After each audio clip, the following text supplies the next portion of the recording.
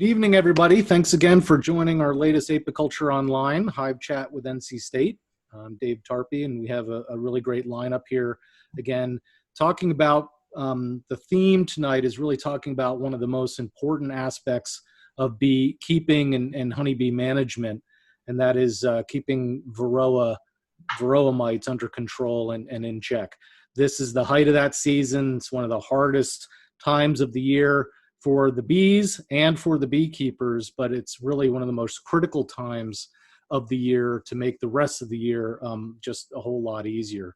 So we're going to be talking a lot about things that you should be doing right now, really centering around the varroa mites themselves. So I'm going to go ahead and share my screen, and we can get started on the presentation proper. For those of you that might be new to these webinars, we have 4 different segments, about 15 minutes each. The first one that we start out with is bees in season, where we're really going to be talking about the things that the honeybees are doing right now, and as a result, what you should be doing as a beekeeper to compensate and to help them along in that process. And so, you know, right now in the middle of August, especially in the Southeast, but this is pretty much true everywhere, especially this year. It's just hot, humid, and muggy. And so the bees are, you know, kind of lazing about. There's not a whole lot out there for them to forage. They are trying to cool down and find water sources, that kind of thing. The problem with hot, humid, and muggy weather is that a lot of the parasites and pests really like that condition as well. And so they can be loving it and reproducing and becoming more of a problem, but especially varroa mites. So what you should be doing right now, if you haven't already, you need to monitor and check for how many mites your colonies have. If you don't know how to do that, we're going to be talking about that this evening in length, so stay tuned. If you have already done it and your mite levels are good and seem to be okay, that's great, but just make sure that you do it again. We're going to talk about some examples later on about how you don't want to become complacent because the mite levels can go from 0 to 60 really, really quickly, or they can stay level, and that's good, but you just need that reassurance. I want to talk a little bit about kind of how the mites got here in the first place. One thing that's often overlooked when talking about varroa mites is just this idea they've always been with our honeybees, and they certainly haven't. Our honeybees, the Western honeybees, are endemic to Europe and to Africa, both continents really, and good parts of the western part of Asia. But they're really, you know, introduced into the New World, and so even though they're North Carolina's state insect, they're still actually technically not from here. But they also weren't in Eastern Asia either until the Trans-Siberian Railway system was put into place at the end of the 19th century and the beginning of the 20th century. And at that time, then, these kind of Western honeybees were introduced to the endemic range of Apis cerana, which is the Asian or the Eastern honeybee. And so once that introduction happened, then these two kind of sister honeybee species were living side by side. And the varroa mite, shown over here on the left, is actually endemic to the Asian honeybee, not our Western honeybee. So it wasn't until they started to become commingling that eventually, kind of like COVID, the coronavirus, shifted hosts from bats to us. This pest went from the Asian honeybee to the Western honeybee. And then ever since then, it's slowly spread throughout Asia, Southeast Asia, Europe, many parts of Africa.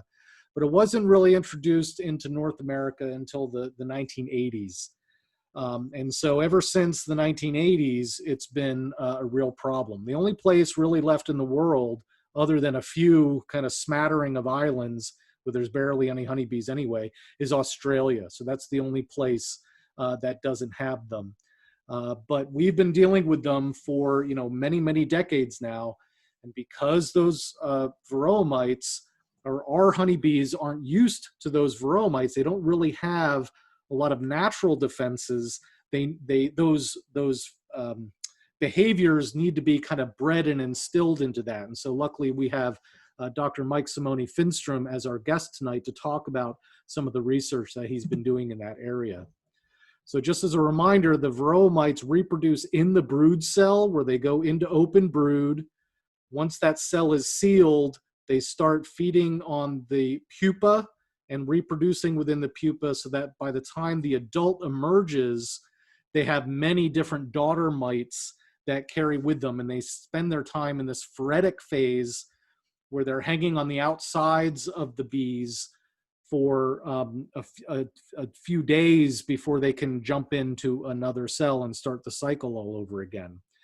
And one thing that's come out from some recent research published last year actually was just how remarkable the mites are at staying hidden.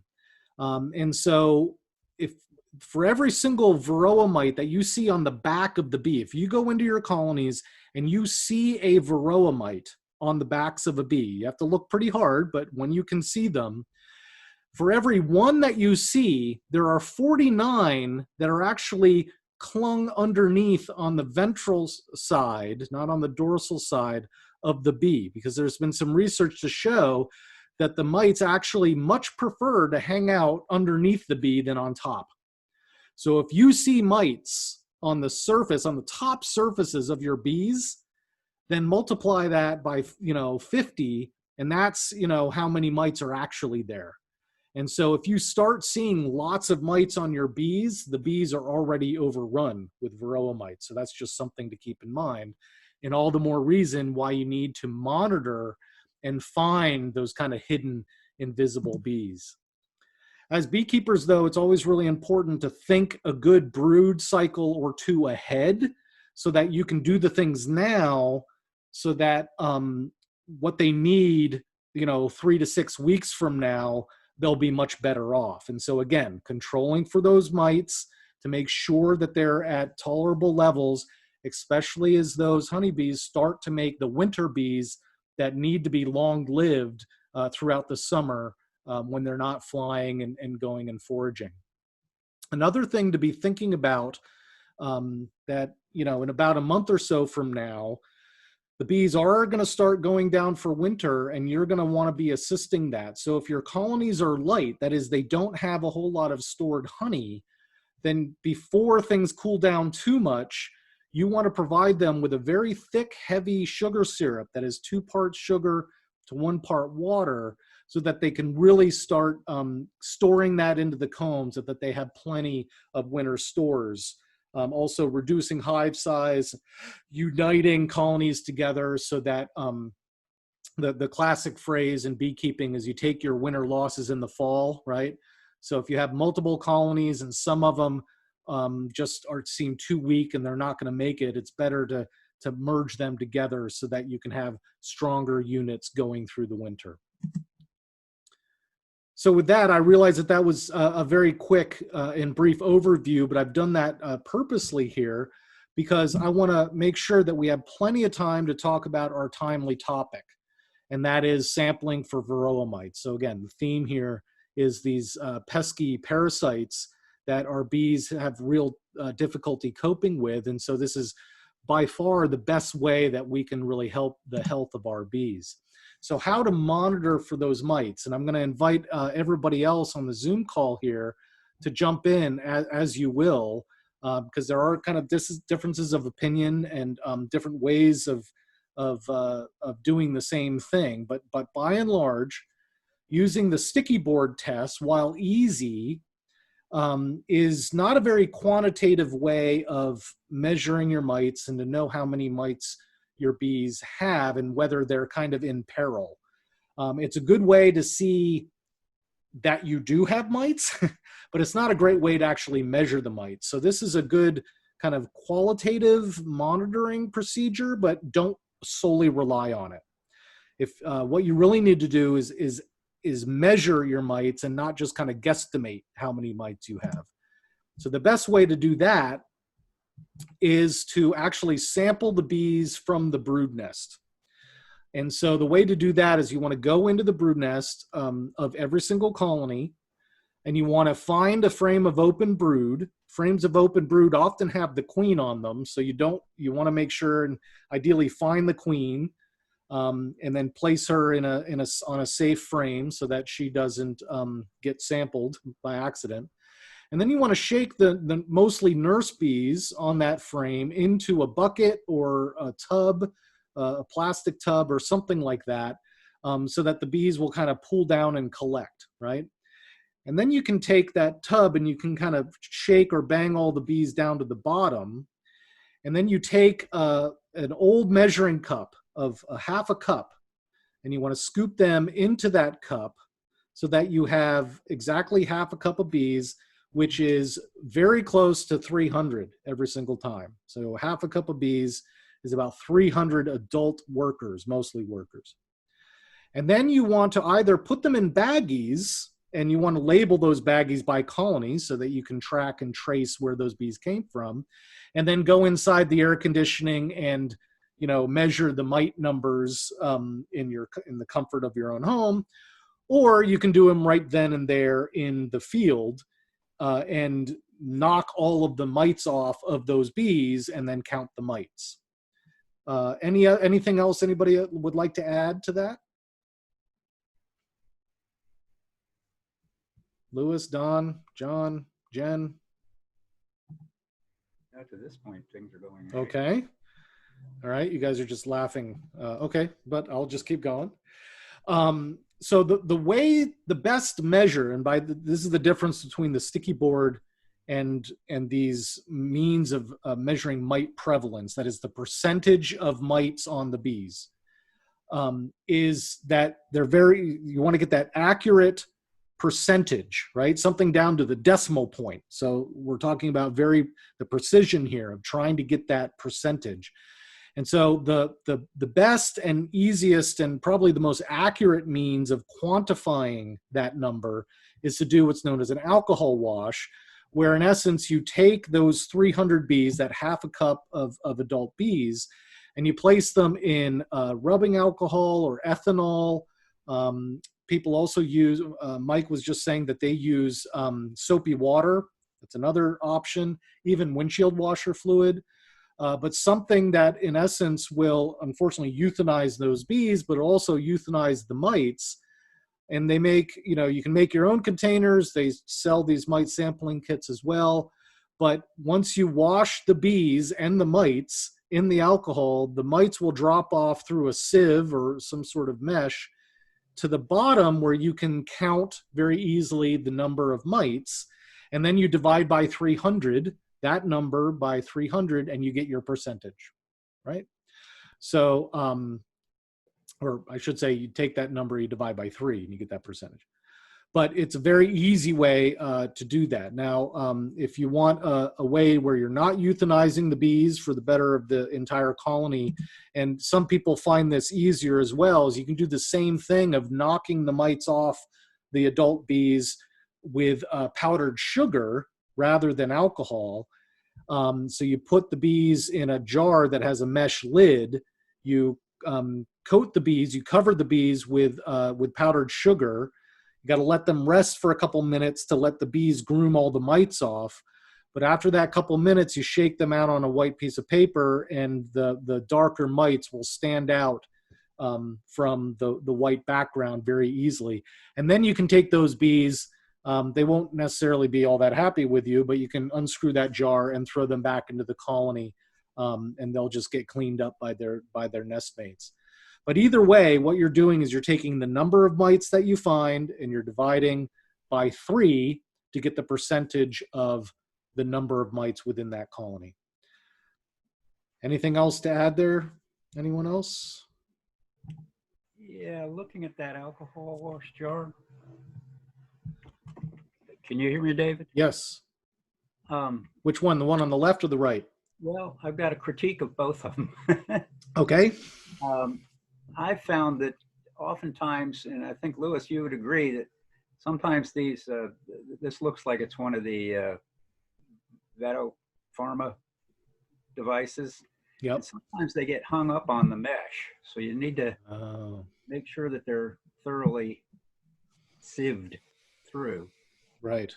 And what I would suggest on the other one, that's a lot of bees to go through a small Yeah.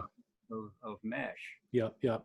So I would want to have a broader Hmm. screen or a larger container altogether, so that you do rinse through all of those bees instead Right. of Right. Right.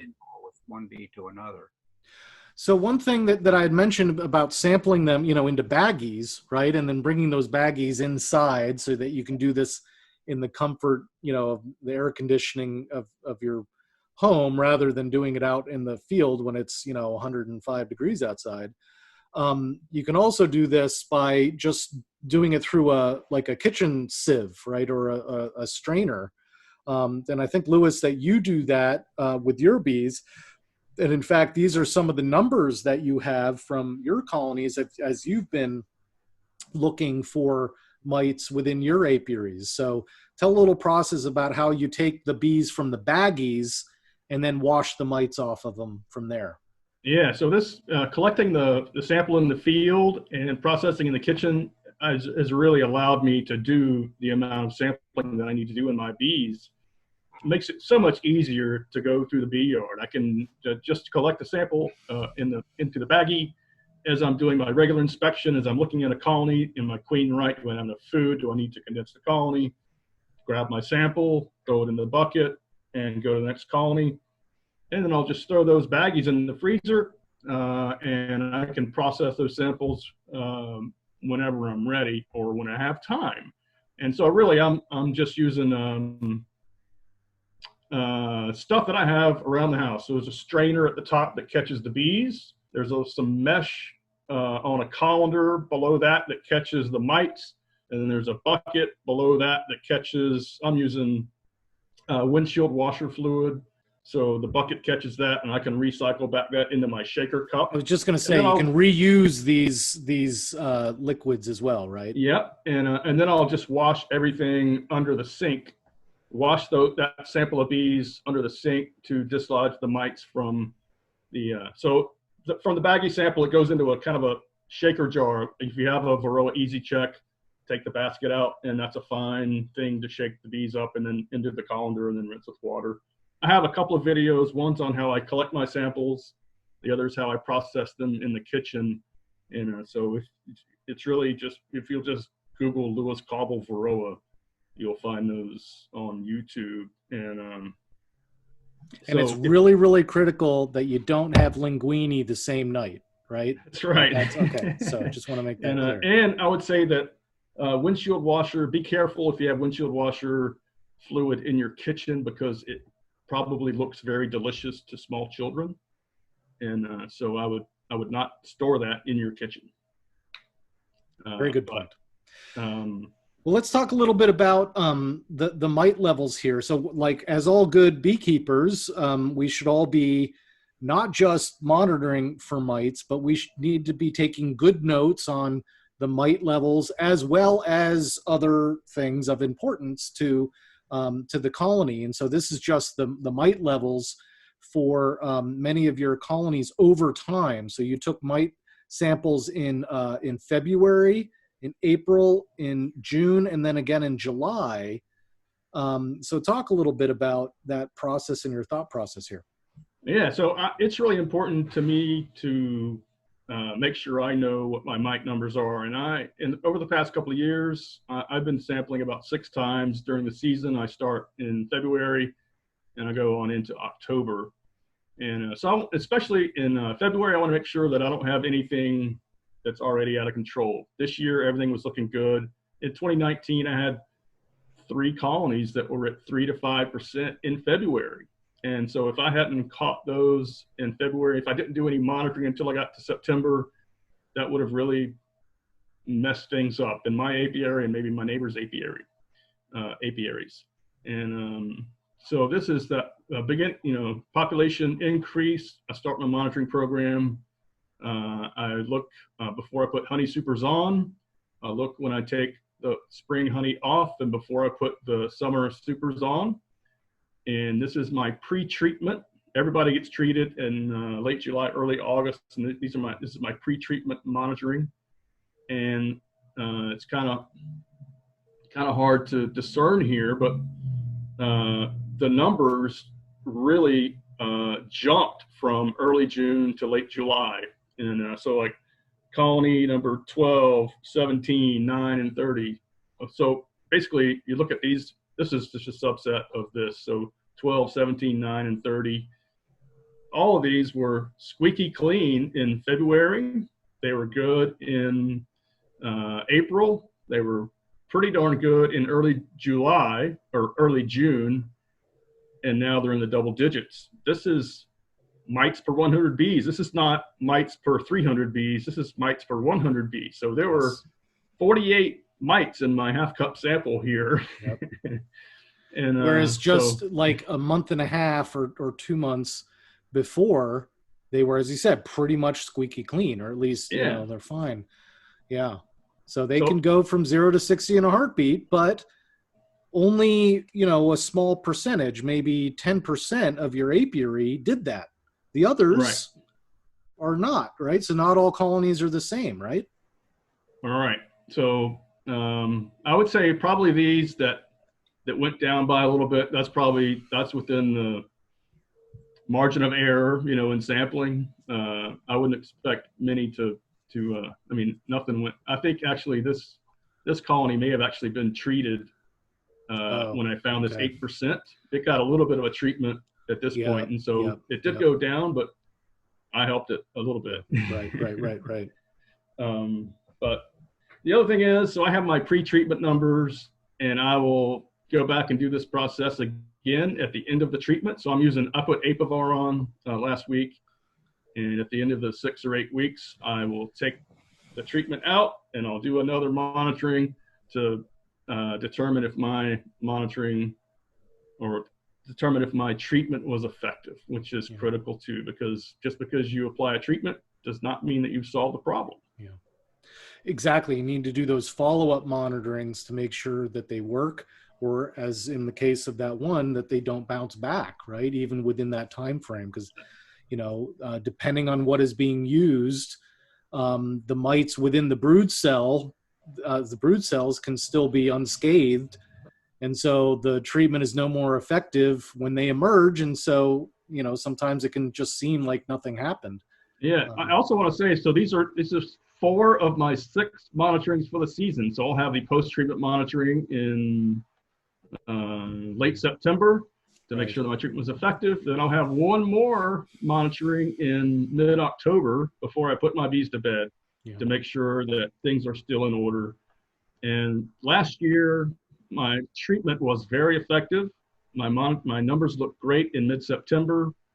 I came back in October, and I had 3 colonies that were at 0 in the middle of September that were now at 5+% in October. So I think I think I got mite bomb from outside, but it was critical that I caught that before they were able to do too much damage. And so although this monitoring is a fair amount of work, it pays great dividends. I overwintered 29 out of 30 colonies, and I attribute that to a robust monitoring and management plan.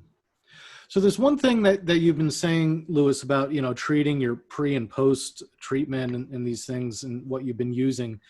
I'm always very big on making the distinction between treatment and control, right?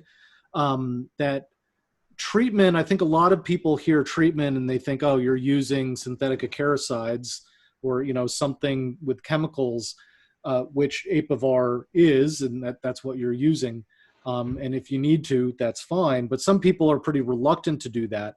But there's lots of other ways to control the mites, right? So they may not be as easy. They may not be even some of them as effective.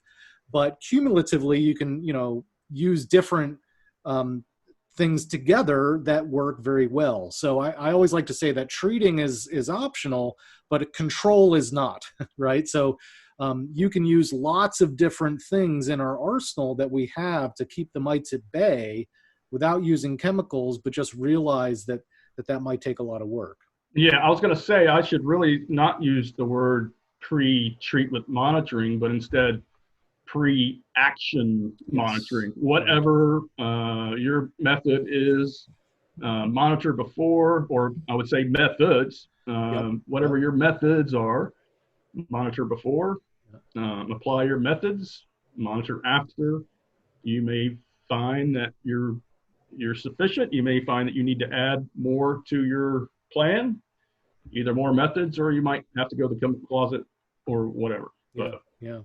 But Yeah. if you take action, monitor before you take action, monitor after you take action. Yeah. So, any of the other Department of Agriculture inspectors have any comments on Lewis's approach or anything that we've said here? I will say that the folks that I interact with that have a good monitoring and management plan, these are the people that are selling bees and making money. People that don't have a plan, these are the people that are buying bees and their outgo far exceeds their income. Yeah. Right. So it doesn't matter to me what, if you want to play it that way, that's perfectly fine. Just understand that it doesn't have to go that way. So, Jen, what have we used to control mites this year? It's been a very unusual year with a kind of early or barely existent winter and early spring, and then a late spring, and then the recent hot weather. What have we been doing in our apiaries? Yeah, I just have been this week treating with Apivar as well. And basically because it's so hot that I felt that would be the best one for now. Yeah, because a lot of those other, especially the organic acids and stuff, they're very heat tolerant. So you can actually burn it off so quickly that you can burn brood and actually cause more harm to the bees than it helps. So you're kind of limited this time of year. Yeah. No, that's good. Hey, David, while we're here on this slide at the that bottom right hand corner, that little chart there, I wanted to kind of go back to that and remind people. Every time I go to or back when we were having county association meetings, I would always hear a new beekeeper confidently say that they did not need to worry about mites because it was their first year, and that just was not a problem for them because they got this brand new or package. And I think that this data, I hope that will bust that myth, right? Yeah. Because at least these 4 colonies were squeaky clean in February, March, April, May, and now they're in the double digits. So just because they were clean doesn't mean they're going to stay there. Well, you kind of cryptically used a term there about a varroa bomb. And so what you're saying is that you can get infested, right, from your bees robbing out a neighbor's apiaries where they succumb to the mites so badly that they go and rob the honey and then bring all the mites back with you. And so all of a sudden you can go from 0 to double digits very, very quickly. So we need to think about it at a population level, right? So, I mean, you can do what you want with your bees, but if you let the mites go out of hand and then they die off from mites, you're actually seeding those mites to all of your neighbors as well. So we need to be thinking about our neighbors as well as ourselves. That's a good point. Tom Steely has a little article in the ABJ this month about his treatment-free program, and part of that program is if his mite numbers get above, I think 5% in the fall, he'll euthanize the colony so as not to create a problem for others in his apiary and others in his community. I find that a bit extreme. I personally would rather treat with one of the harder treatments to knock them down rather than kill off all of the bees. But again, that's where the differences of opinion and approach in beekeeping comes in.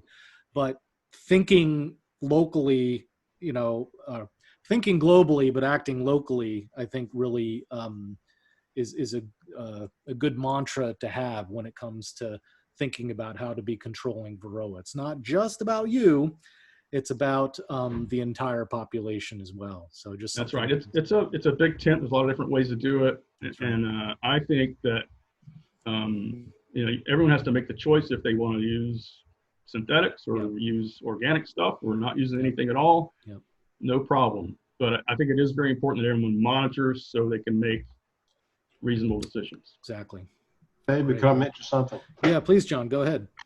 Also, I really believe in the integrated pest management and, not using the same thing you treated with in the spring by switching up with one of the other treatments, whatever that treatment is. It's like if you use the Apigard gel now, it's twice the work.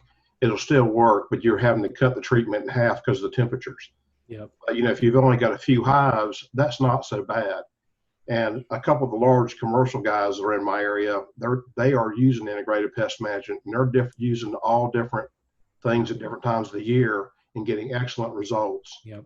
And these are guys that are making money. Like Lewis mentioned, these are the guys that have thousands of beehives. Yep. So they're doing it. So it means our smaller beekeepers can do it too. Yeah, exactly. Yeah, because the mites are always caught off guard, right? They can't get used to the same thing over and over again. So by mixing it up, that's the whole principle behind the IPM approach. And it works. Yeah, exactly. And you won't lose like a good treatment. Like, Apivar historically has been a good treatment, but they're showing some little bit of resistance now. Yeah. Instead of losing a good treatment by doing the integrated pest management, you can extend that treatment. Well, all great comments and a great discussion, and hopefully save your questions for the end 15 minutes when we have a Q&A. But I definitely don't want to take any more time from our guest of honor here tonight. We have actually an NC State alum, Dr. Mike Simone Finstrom, who was in our program from 2011 to 2015.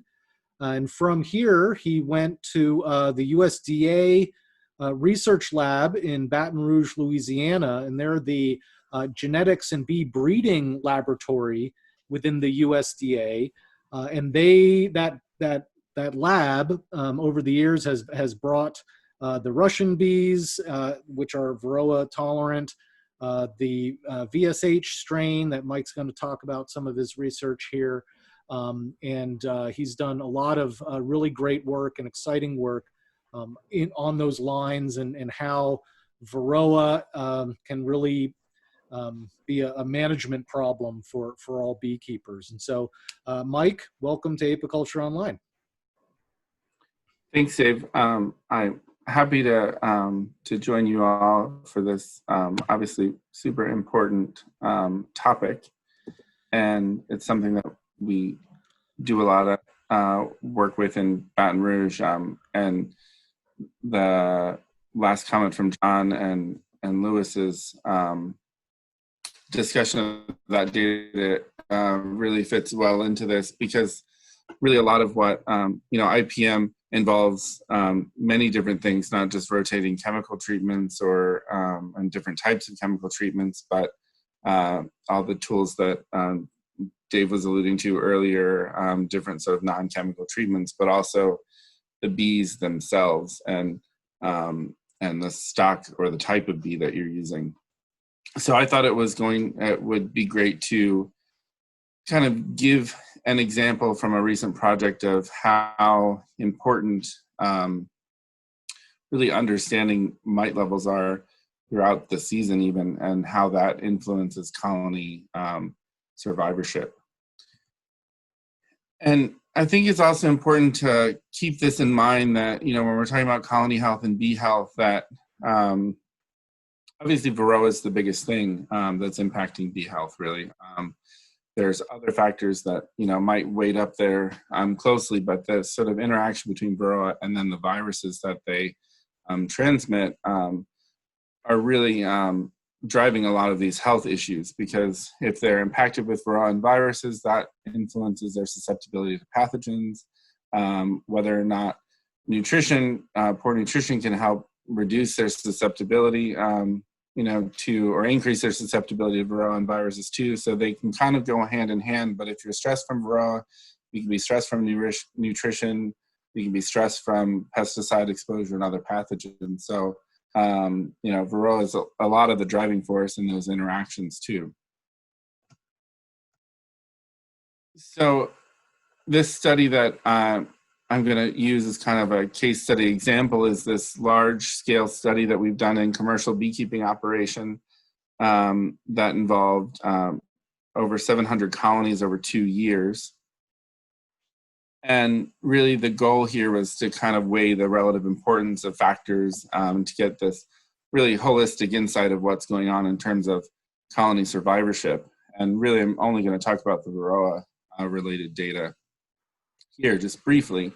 But to give you an idea of kind of the larger scope of the experiment was we looked at effective migration routes. So again, this is commercial beekeepers that go from the south to the upper Midwest for honey production, in late May, early June. And then in October, they go to California to sort of prep prior to almond pollination.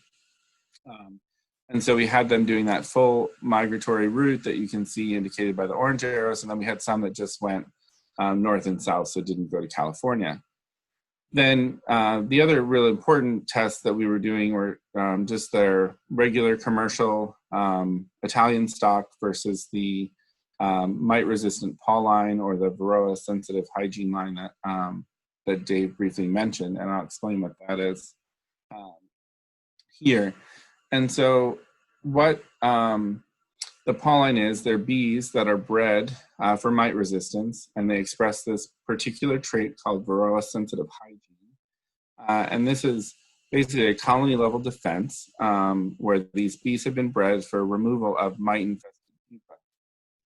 And specifically, what they're removing are mites that are reproducing in cells. And so this is what Dave showed early on in his presentation with how the mites go into a pupal cell and then they lay eggs. So these bees specifically remove mites that are producing more mites. And so therefore, this behavior results in basically non-existent mite reproduction.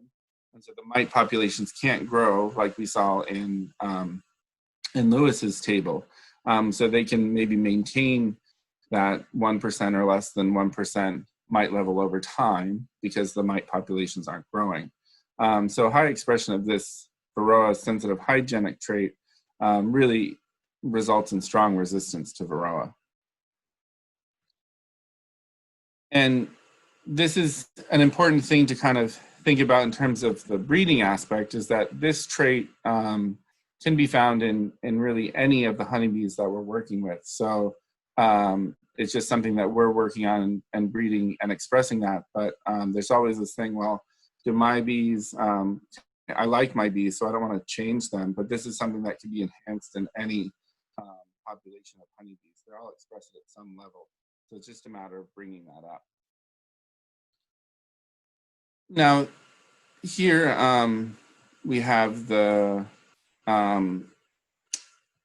survivorship from 1 year of this study. And you can see it's fairly low overall. So this is showing the pall line or the VSH bees and with the black circles, and then the commercial Italian stock in the white squares. But it was significantly improved with the mite-resistant stock. So you have kind of on the x-axis on the bottom where the bees were at those given times, and then that percent survivorship. And so you can see the commercial regular stock of honeybees, they only had 20% survivorship in California in almonds, whereas this pall line population had about 60%. 40% hits, still pretty bad. That was a particularly bad year. The next year wasn't as bad, but you can see there's obviously a difference in these two stocks in terms of survivorship. Now, this table is really just kind of to give you an idea, and it's something just to talk through a little bit. So the relative risk on the far column, that's the sort of the 2 times more likely to die, essentially, at the end of the year in almonds. And so the stock really mattered. And then it shows that current overwinter, or the concurrent overwinter mortality into February. And so the commercial were twice as likely to die as the pall line. But really what we're talking about is the mites. And so you can see that this is broken down into September mites and June mites. And you can see that regardless of stock, in June, if they had 2 to 5 mites per 100 bees, they had a 70% mortality rate. So twice as likely to die as if they had no mites. And you can see if you had more than 10 mites in June, they were dead. And similarly, you can see that in September, if you have more than 10 mites, 86% were dead. So this was kind of impactful that, you know, having that 2% in June is really, you know, going to lead to that colony death in February. So understanding your mites early on and when they reach that threshold is really important.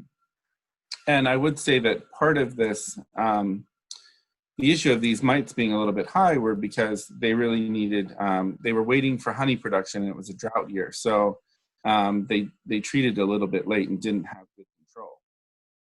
Here you can see kind of a different way to look at that is that varroa levels were highly indicative of colony death. So each bar indicates sort of when bees died relative to sort of their average mite level. So those that died between June and September, they only had, you know, they had about 2.5 mites per 100 bees in June. And so then they were already dying in, you know, in September.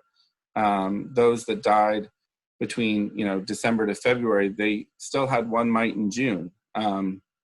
Whereas those that were still alive in February had less than 1 mite per 100 bees, again, in June. So these June levels are really predictive of colony survivorship. And here we can see, this is over the 2 years. These are now September mite levels. So this is the commercial on the left side, and the Pauline or VSH bees on the right side. The 2 different bars are 2 different years. So you can see how 1 year the mites were much more in control than the other year. But the commercial bees in September had quite high levels of mites, and that really was what resulted in those low survival. But you can see also the Pauline were much more consistent in their expression of sort of mite levels, so they never really got very high, whereas the commercial bees were quite variable. So there were some that did have low mite levels in September, and some that had quite high levels, and it was just much more variable in that stock.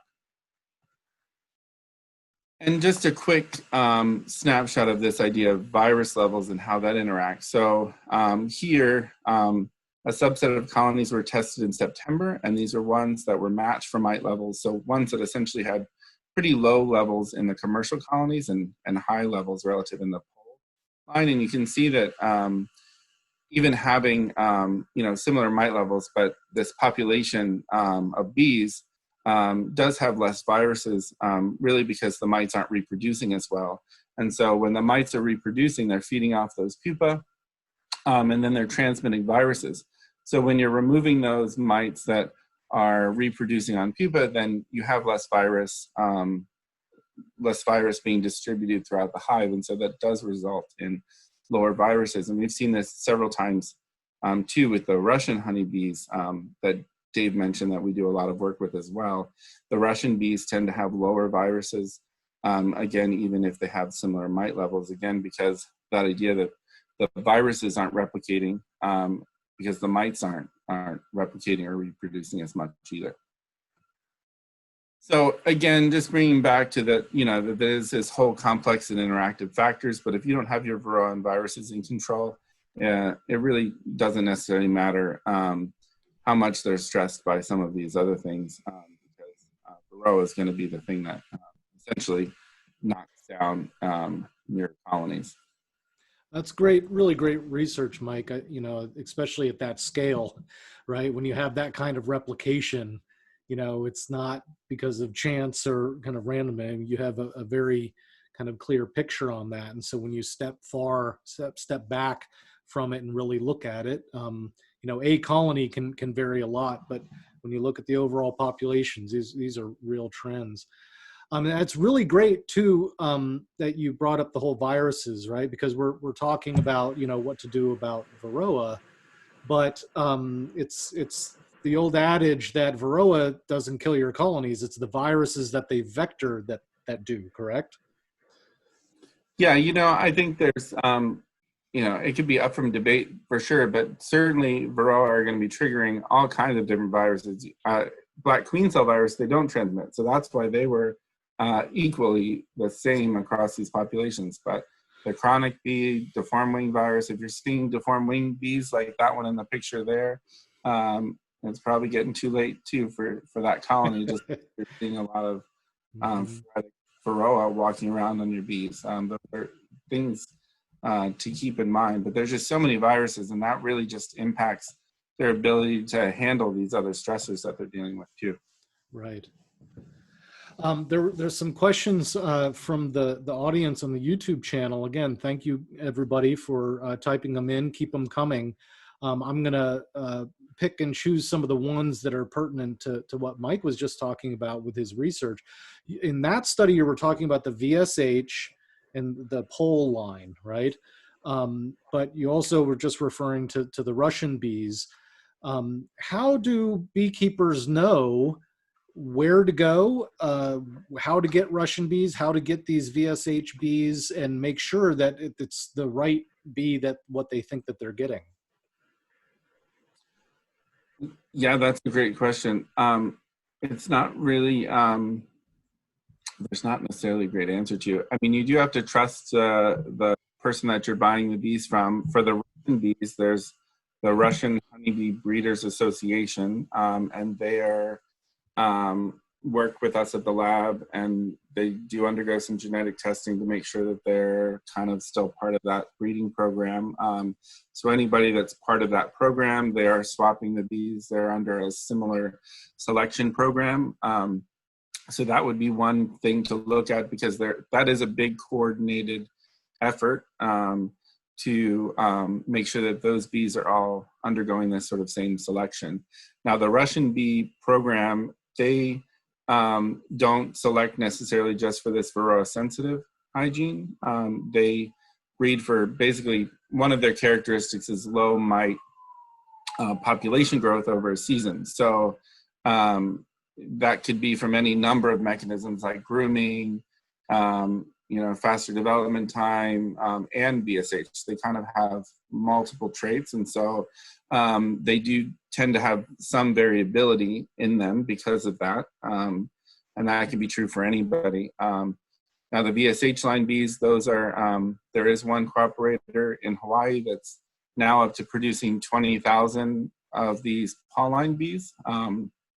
But mostly those would be to then bigger commercial guys at this point. And while that's ramping up and continuing to ramp up, it's been a lot of growth in these last 3 years. They're going to be getting to that, to the hobby beekeepers more and more. But part of it's, seeing who you're buying these queens from. Do they test for mites regularly? And what are they doing for their selection program? It's a question that's worth asking.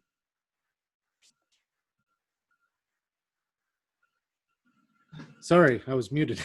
There was another question on the YouTube about us and certainly down your way in Louisiana and other Gulf states in the South, the limited options that we have for treating for varroa mites or controlling varroa mites during the heat of the summer, because a lot of the products that are out there can be pretty temperature sensitive, and you're not supposed to apply them when they're above 90. And I don't think we've had, a day that's been below 90 for the last month or so. So would you consider these genetic alternatives to be good to use? And are they fully sufficient, or is that just one piece of the puzzle? So personally, I think the way for the industry to survive in the long term is to try to help adopt some of these mite-resistant bees, because chemicals will fail. Amitraz Apivar has been working, and it's working great, but there are cases where it seems to be failing already, but they seem to be fairly low, but we don't really know.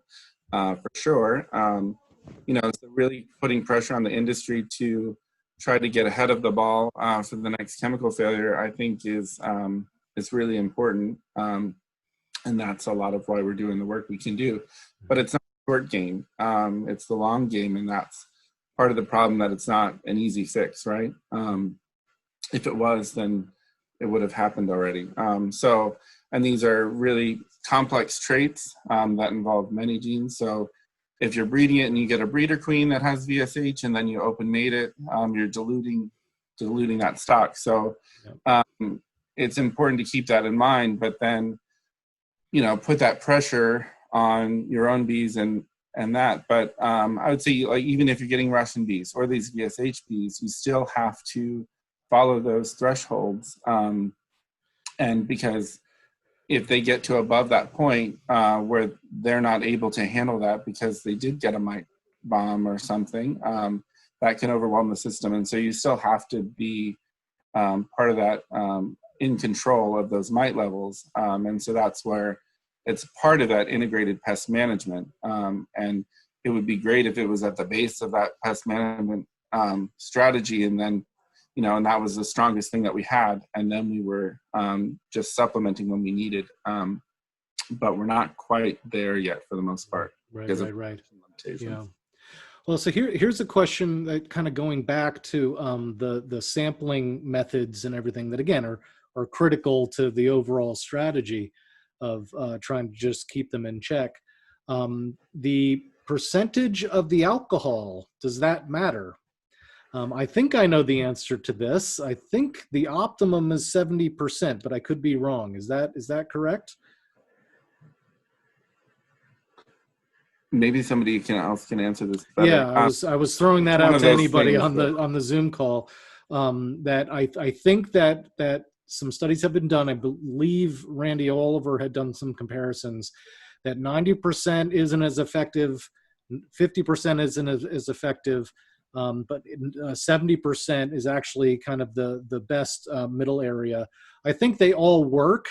But if you really want that optimum, I think 70% is okay. But again, soapy water, windshield washer fluid, other things will work. But I think 70% is correct, and not hearing anybody saying otherwise. I think. I would only say that too. That I think that's correct as well. But part of it is how long do you have to wash? You stop, right? And so 70%, maybe you can use 30%, right? To wash more. And so what we always do, we actually have them on a shaker board, and then we shake them for an hour. Sit there and shake. But that's because we're doing 50 at a time or something. So, and then you do your count of how many mites are there, and then you shake them again. And then if you have to get, we have to get 2 zeros in a row after a certain amount of time before we're done. So it's just a matter about how accurate you need to be and want to be. If you miss one mite out of 50 when you already have 50, it doesn't matter. So a little bit of kind of where your level's at and what you need in terms of that accuracy. Yeah, I think for the backyard beekeeper and our thresholds, I think so. There's error in sugar shake or alcohol wash, and I think that is baked into our thresholds.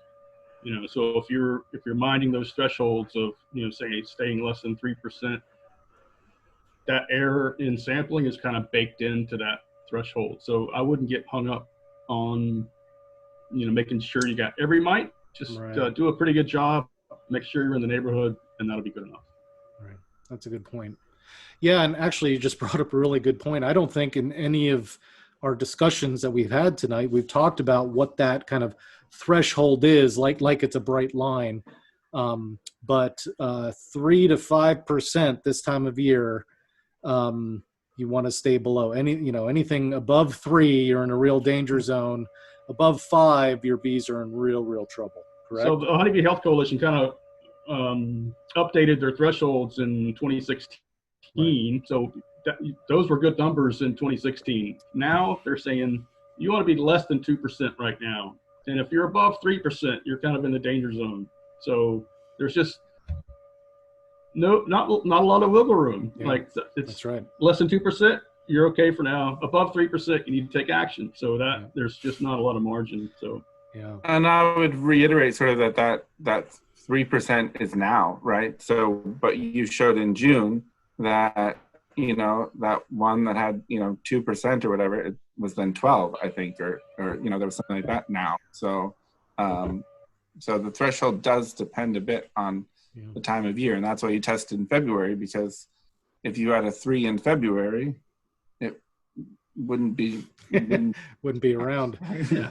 If I have a 15 in June, then my viruses get out of control. Just getting rid of the mites doesn't get rid of the virus. So Yep. you got to stay with it. You can't let them get ahead of you. Yeah, the Honeybee Health Coalition Varroa Guide actually has a chart in it Yep. about thresholds at different stages of the colony, which is something I refer to a lot when I'm talking about this with people, because that's a really easy way to know where you're supposed to be at a certain time of year.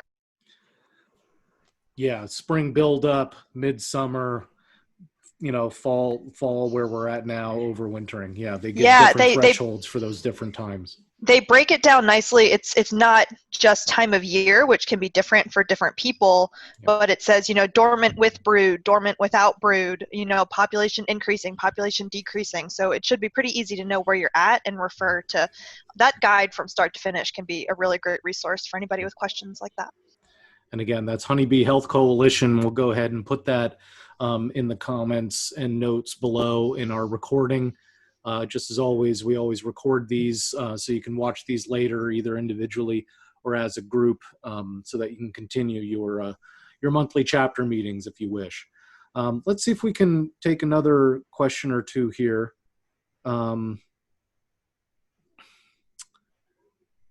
What about using a sticky board for sampling not just varroa mites, but small hive beetle? Any thoughts on that? It certainly wasn't designed for that. But yeah, I see a lot of shaking heads. Wasn't designed for that. And in fact, the stickiness on the sticky boards can adhere the varroa mites, but even I'm pretty sure super glue wouldn't stop those darn small hive beetles. Those things are tanks and they can squirm their way out of tanglefoot, the stuff that will catch cockroaches and small rodents and stuff. That stuff's really, really sticky, and they're immune to even that. So I don't think that the bottom or the sticky boards are going to be a good way to sample those. The in-hive traps, and there's also a series of different ones. There's ones that fit on the bottom of the bottom board. There's some that fit in between the frames within the brood nest, and they have these little refuges where the beetles will get chased in there by the bees and take refuge in there. And if you put some oil in there, the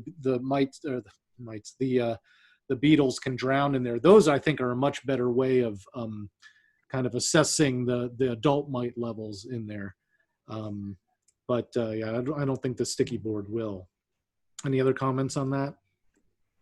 I just wanted to do another comment on the sticky boards. You had mentioned that they're good qualitative. I think the other thing that makes them less desirable is that it's hard to then compare your results to other beekeepers, which a lot of is what we want to do, especially when we have a smaller, operations or at that hobby still. You want to find out how your mite levels are in relation to everybody else. And it's really, really challenging to do that with a sticky board. Right. That's a good point. Here's one last question that I think is very pertinent. It's saying that if you take your mite samples from bees from one brood frame and then do it on the next brood frame, you can get different results, right? So in other words, there's variation within the very same colony. So is that true? And what do we do about it? I think there probably is variation. You could probably collect 4 samples from the same colony, and none of them are going to have exactly the same number, but they're all going to tell the same story. They're all going to tell you what ballpark you're in, and that's what you need to know. So let's not get hung up on 1 point versus 1.3, right? Let's get right. hung up on, am I above 5% or am I at 1%? Or are you doing it all or not? Are you even doing it or not? I think that's perhaps one of the biggest things. Sorry, Don, go ahead. Go ahead, Don. Just do it. You're right. That's you know, the more often you do it, the more you're going to learn, and the more you're going to feel comfortable doing it. That's right. That's right. You need good information to make good decisions, and monitoring is how you get that information. So if you're interested in bee health, you need to be interested in monitoring. If you're not interested in bee health, you can skip it. True words never said.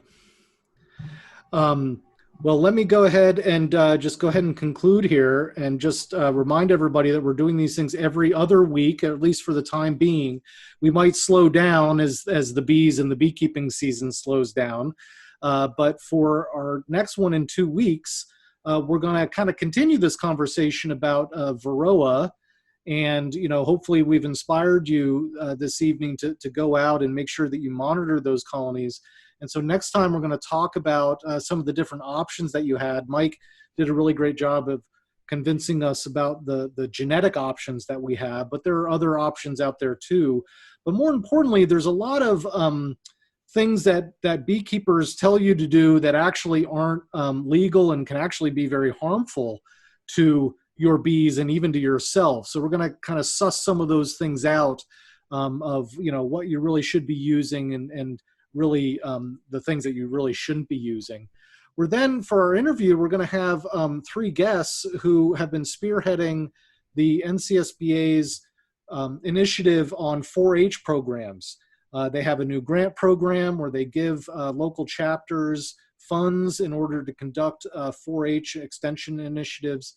And so we're going to be talking with them about trying to get the next generation of beekeepers really involved. And these are ways to do that. And so save the date for 2 weeks from tonight.